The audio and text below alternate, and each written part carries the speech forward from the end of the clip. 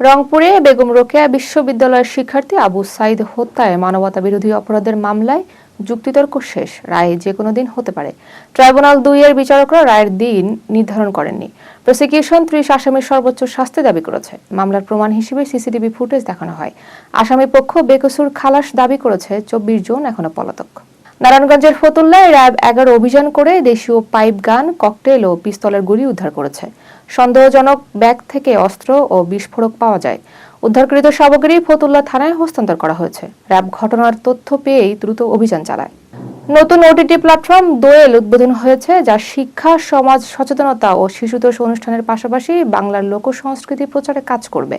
উদ্বোধনী অনুষ্ঠানে সাবিনা ইয়াসমিনের গান পরিবেশনা ও জুয়েল আইসের ম্যাজিক শো ছিল।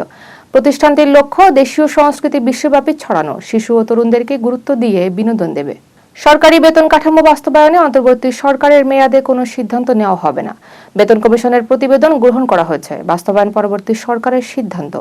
কমিটি গঠন করে সুপারিশ পরীক্ষা নিরীক্ষা করা হবে। সম্পূর্ণ বাস্তবায়নে ১,০৬,০০০ কোটি টাকা অতিরিক্ত ব্যয় হতে পারে, তবে ধাপে ধাপে বাস্তবায়ন করা হবে।